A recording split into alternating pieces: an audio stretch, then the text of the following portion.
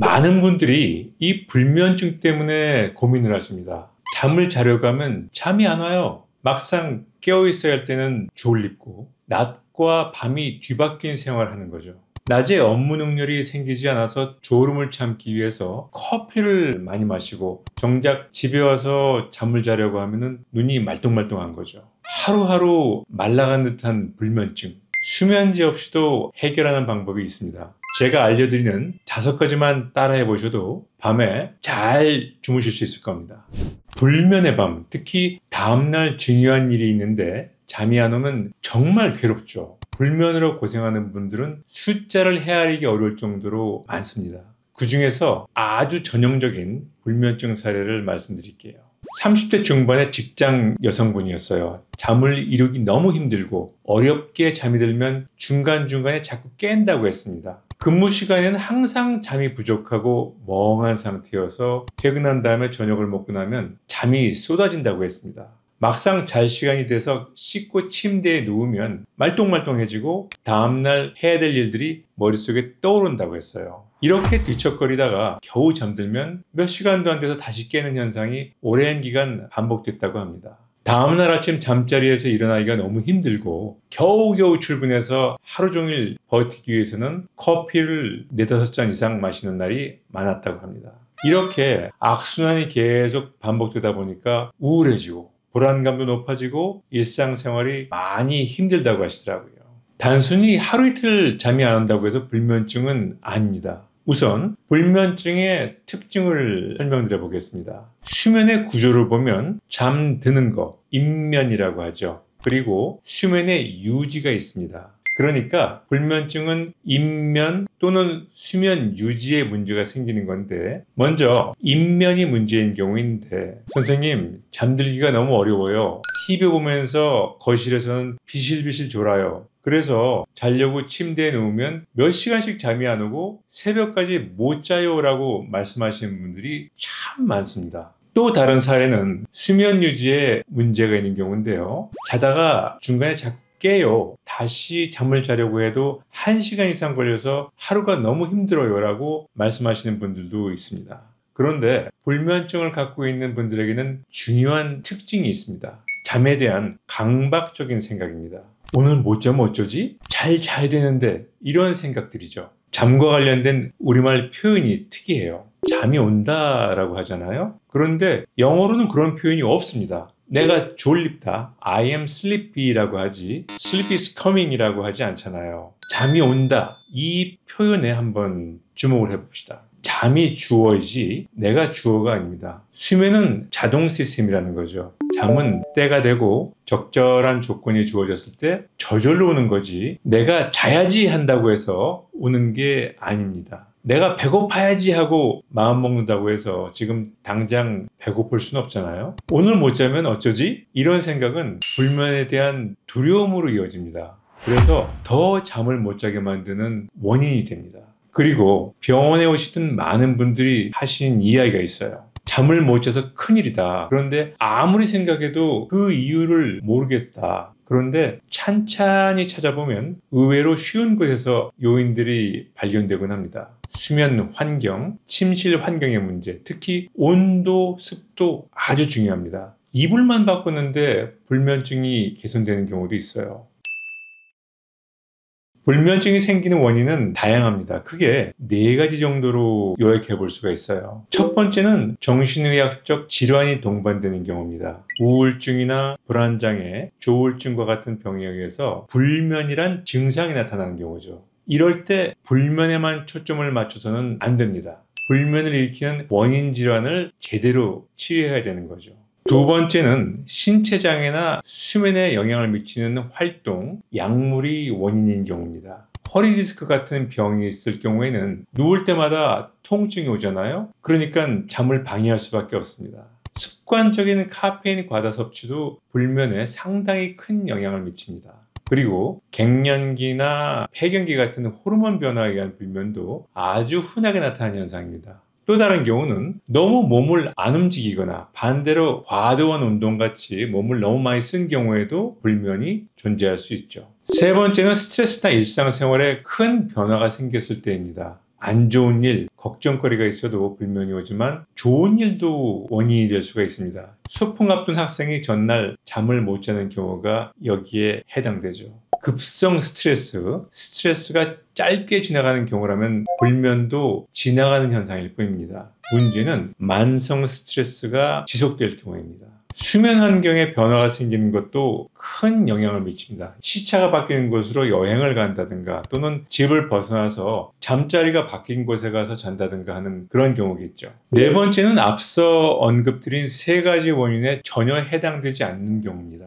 특별히 원인이 없는 불면증을 말하는 건데 이것을 1차적 불면증이라고 부르기도 합니다. 뇌에 존재하는 수면 중추, 즉 생체 시계가 고장 또는 오작동을 하는 상태로 해석할 수가 있습니다. 우울증이나 불안장애 같은 병이 없는데도 불면이 지속적이라면 일상생활에서 쉽게 시도해 볼 수 있는 효과적인 방법들이 있습니다. 첫 번째는 수면 환경의 변화입니다. 적절한 온도와 습도는 수면에 매우 중요합니다. 자신에게 맞는 침실 온도가 아니면 수면을 방해하죠. 습도가 너무 낮아 자면서 코나 입이 마르면 깹니다. 여러 논문에 따르면 침실의 적정 온도는 섭씨 19도 정도라고 해요. 또한 습도는 40에서 60% 정도로 맞춰놓는 게 가장 좋습니다. 온도와 습도를 모두 표시하는 온도 습도기를 사서 당장 침실 머리맡에 놓기를 바랍니다. 두 번째는 어두운 환경을 조성하는 겁니다. 우스갯소리 하나 들을까요? 제 생각에는 불면증의 최대 원인은 발명왕 에디슨인 것 같습니다. 전기를 발명했으니까요. 전기가 없을 때는 저녁만 되면 어두워서 우리 뇌가 이제 저녁이 되고 밤이 됐으니까 잠을 자야 되는구나 자동으로 반응을 하게 됩니다. 잠드는 게 문제인 분들은 저녁 시간 이후에는 전반적인 집안 조명을 좀 낮춰보는 겁니다. 빛에 의해서 수면 주기가 결정되기 때문입니다.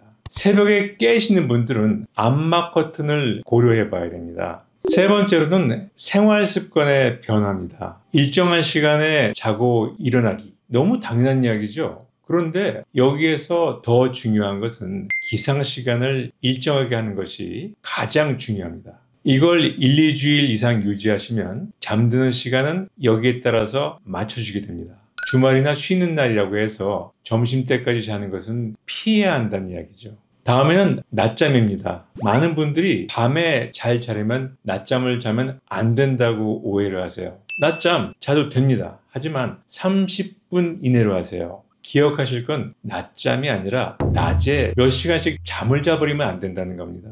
낮잠을 자려고 할 때는 30분 알람 꼭 기억하십시오. 네 번째는 적절한 신체 활동입니다. 적절한 신체 활동으로 인해서 적당한 피로감이 숙면을 일으켜 주잖아요. 과도한 운동이나 활동에 의한 심한 피로감은 오히려 수면을 방해합니다. 그리고 하루 종일 눈을 뜨고 있었지만 반쯤 누워서 TV 리모컨만 만지작거렸다면 신체적인 피로감이 거의 없기 때문에 잠을 자기 쉽지 않을 겁니다. 다섯 번째는 마시는 거와 먹는 거를 신경 쓰는 겁니다. 잠이 덜 깬 오전에 커피 한 잔 참 좋죠. 일상생활에 활력이 됩니다. 그렇지만 늦은 오후를 지나 마시는 카페인 함유 음료는 불면의 원인이 될 수 있습니다. 음주도 문제가 됩니다. 일정량 이상의 알코올은 수면의 질을 엉망으로 만들기 때문에 자도 잔 것 같지 않은 느낌을 줄 수가 있습니다. 음식에 의한 영향도 생각을 해봐야 됩니다. 너무 배가 불러도 너무 고파도 수면에 악영향을 미치죠. 야식을 피해야 하는 것은 당연하겠죠. 앞서 말씀드린 여러 가지 일상생활에서 노력을 해봐도 불면이 개선되지 않는 경우라면 심각하게 받아들여야 합니다. 급성불면, 며칠 못 잔다고 해서 큰 문제가 되진 않습니다. 하지만 만성불면, 지속적인 불면이라면 이것은 건강상의 큰 문제를 일으키기 때문이죠. 불면을 일으키는 원인 질환을 찾아내고 치료하는 것이 가장 우선되어야 됩니다. 그러기 위해서는 불면을 일으키는 원인 질환에 대한 정확한 진단이 필요하죠. 우울증이나 공황장애, 범불안장애, 외상후 스트레스 장애와 같은 병에 대한 치료가 진행이 되면 불면은 상당히 개선되는 경우가 많습니다. 특별히 원인 질환이 없는 1차적 불면증인 경우에 사용되는 치료법도 소개시켜 드릴게요. 인지요법, 이완훈련, 호흡훈련, 행동요법 등이 쓰일 수가 있습니다. 인지호흡법이 불면증에 어떻게 적용되는지 잠깐 설명드려 볼게요. 잠에 대한 강박적인 생각에 초점을 맞춥니다. 오늘 못 자면 어쩌지? 네, 이런 생각이죠. 이런 생각을 하루 이틀 못 잔다고 큰일 나겠어? 이런 종류의 유연한 생각으로 바꿔나가는 겁니다. 이완 훈련도 불면증에 아주 강력한 효과를 갖는 치료법입니다. 훈련을 통해서 근육의 강한 수축 이후에 찾아오는 최대 이완 상태를 경험하게 됩니다. 이완 상태가 되면 몸이 늘어지고 나른하게 되면서 스르륵 잠이 오는 상태로 이어지게 됩니다. 여러 가지 비약물적인 치료 방법을 모두 시도해도 개선되지 않는 경우에는 약물 치료를 고려해 볼 수 있습니다. 불면증을 위해서 수면제를 처방하는 경우에는 비교적 단기간 활용하는 게 좋습니다. 앞서 설명드린 여러 가지 비약물적인 치료법과 수면 환경 개선, 생활 습관 개선 등의 노력을 꾸준하게 병행하는 것이 중요하다고 할 수 있습니다.